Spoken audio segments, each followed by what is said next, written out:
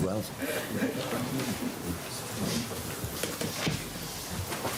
Okay, everyone, it's early morning, and obviously I know you're going to be busy with the draw at 11, so we'll try and keep it as brief as possible. We've had the manager a lot this week, so hopefully not too many left. We'll have a normal open section, then we'll end that. We'll have a short embargoed section for the Saturdays. I'll make clear when we're into that, and then we'll have a short embargoed section for anyone from the Sundays. Okay, Vinny, do you want to kick off? And obviously any successful season is made up of a number of significant moments. I just wonder, it felt that the 3 minutes between Ali's save and Diogo's opener the other night was again another significant moment. For you, whether those kind of 3 minutes rank in what you've seen so far in the season, how significant could they be in terms of that type of race? No idea, to be honest. Significant moments you usually really see only after the season when you look back, but it's like this. You have then a few moments a few years ago. The significant moments were when City scratched the ball off the line. I think it was Stones. It was a very significant moment. And at Burnley the ball was in for the same margin.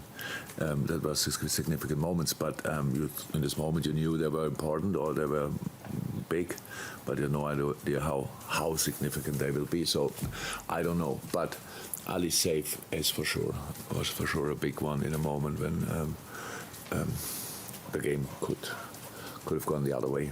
That's clear. But apart from that, we had the similar situation with the Sadio goal, which was disallowed already 2, 3, 4 minutes before, maybe 5 minutes before. So obviously we were much better in our positioning, in our movements than in the first half, and that was significant as well. So that's why we had the situations then. First Sadio's, which was offside, slightly but clear, and then Diogo's goal. So that's very important. But how I said, I have no idea how significant it was, but it was important. We keep mentioning momentum though as well. Now there's a change of competition immediately followed by an international break as well. So is it good to get away from the title race for a bit, and in some ways can that break help keep the edge that you've had over the last few weeks, or rather than impact it negatively? Things you cannot change. I don't think it makes too much sense to really think about it, and that's why we don't do it. I would prefer to have the boys together for 2 weeks, I can tell you, so that would be much better. But they have obviously a lot of important games to play, 2 especially, with Sadio and Mo. And yeah, let's just hope and pray that they come back healthy. But rhythm break or not, that's not really. It happens constantly. We have the third or fourth international break now this season, normal. So that's all fine. But before we have an international break, we have an incredibly important game against Nottingham. My first time there. I know Nottingham only from when I was a kid as Robin Hood. I always thought, how would it look there? Probably no time for sightseeing, but still looking forward to it. And against Norwich in the Cup, we saw the likes of Joe Gomez, Simicast, Milner at the back, Ox, Curtis, Minamino, Origi all started that game as well. What's your thinking with regard to doing something similar? Do you even need to rotate similarly again this time? We will see. I have really no idea in this moment. The analysis will follow now. I saw the Nottingham game, the FA Cup game against Huddersfield. Fully, and now the analysis follows after this press conference, the deeper. And so then we make a decision about the lineup. But we have obviously a couple of issues from last game and before. A bit of people were ill, and I hope don't get the news that somebody's ill today. So far I didn't get that, but boys come in slightly later. And then Trent is out with hamstring, so that he cannot be part of England as well. No good news. We will see how long that takes, and Mo felt his foot again a little bit after the game, so we have to see what we do with that. So that's and on top of that, some other here bips and bobs and then stuff like this. So we have to wait. So and that's always like this. I want to have a team, and Nottingham who's fresh enough physically and mentally for the game and really is going for it. We are Premier League team number 4 for Nottingham, I think, in the competition. So they didn't have an easy way yet, but they made it. One important game on Wednesday against Queen's Park, are close enough to think about promotion again. So our former LFC coach is doing obviously a proper job there, and so another reason why it's a special game. And if we rotate, and I really don't know it in a moment, then it's just to have the best team possible for this specific game on the pitch. Just on Trent, you're looking at weeks rather than... Yeah. Julia? Jürgen, it was just something that, I know you don't do social media, but Jordan Henderson posted on Instagram after the Arsenal game. He was in the pool at 2-3 o'clock in the morning. He's played like 40 games so far domestically. Diogo Jota 38, Virgil van Dijk 37. You talked about self-education and awareness. He posted, Hendo posted from his... He was in a pool. From his pool that he had 40 games this season. No. I just worked it out. I need a bath. Okay. You've done some work. Getting better. But like you talked about sort of self-education and sort of keeping that rhythm and physical fitness and mental fitness as well.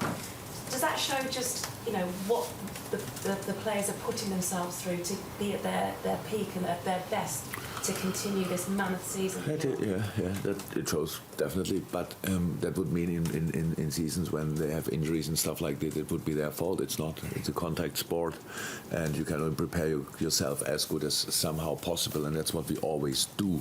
Especially, I think, with health, we have all in the same situation. We need some luck. If you're unlucky, it's a tricky thing in life and in football as well. This year we had to, and then we on top of that, we with a little bit resting here or rotating there, we can make it more likely. I can come back easily. I didn't open it now, but I cannot stop thinking about it. The 5 subs is essential, because when you think now. I think Scotland plans 6 friendly games in the summer, the national team. So that's not all of them are just for the purpose of if we go to the World Cup, then we are better prepared or whatever. It's for money reasons, and I understand that. But it's again, I think England has 4 games and stuff like this in a summer where it's first time for ages no tournament. What do? Oh, good, we use the time and put in some games. And that's the world. The UEFA plans a new tournament, I think, from them on 32 teams, 36 teams, 58, I have no idea, but a lot more. So pretty much I didn't even know that Europe has that many countries, but they all play now at the Euros. More games. So, and that's it. And we speak about how can you rest player, how can you get through a season and stuff like this. It's not allowed to accept that the top class players are constantly playing, and we just accept that get injured more often than other people. It makes really no sense, and that's why we need that desperately, because nobody else will stop it. Nobody else will stop putting more games in. That's how it is, because it's the money, it's whatever, nothing else to do for some FAs maybe. When I heard that with 6 and 4 and whatever games during the summer break, when the first time that these players would have a summer break, and after that a normal season follows, plus a World Cup just in the middle of it. What do you think? How these boys get through this? So when you are in a situation like we are now, you have to recover each second. You have the time to do so, and you have to rest each second. You have the time to do so, because it's really tough what the boys have to do. Not only ours, but ours as well. And I'm really happy hearing that Hendo has a pool, first and foremost, and he was in it, and hopefully I can see today that he recovered well. But I think that's very quickly, it's the fact that that's almost a Premier League season, 40 games already. It's more than a Premier League season and the 2 Yeah, and still a few to come, huh? My first year, I think some players had, maybe not players, but the team had 63 games at the end of the season. When I came in, I didn't have the first few in 15, 16 the season at the end. But the final at Seville was game number 63. So, and there were no international games involved, by the way. Not that, just club. And that's this year, I don't think, hopefully will not much less. But it's tough. That's why I say the game's getting more and more and more. That's why we have to think about how can we keep these world-class players. And these world-class players, we talk about them. Sorry to say, but when in the international break, I don't know how many Burnley players are on international duty. I don't know. Or how that's a difference. But we let other people make the decisions for the top-class players. We have to do that. And it's not for an advantage. It's a necessity. Video on side, Carl. Hi again. I know you spoke about the full-backs after the game the other day. Andy Robertson, how he kept the ball in that touchline, does that just epitomise him as a player and your players, how you can chase lost causes and then set up a goal? Yeah. Yes. It's the full package of Robbo. So not only as a player, as a person as well. So he wants really desperately deliver and work for the team. And the goal was not only, it was one of my favorite goals for a long, long time, to be honest, the second one. First, we win the ball back. And then second, Robbo is waiting with his cross until he saw Bobby is now ready for it, because even Robbo and Trent obviously set up a lot of goals. There's still space for improvement in the decisive moments, and that was an incredible pass in the end.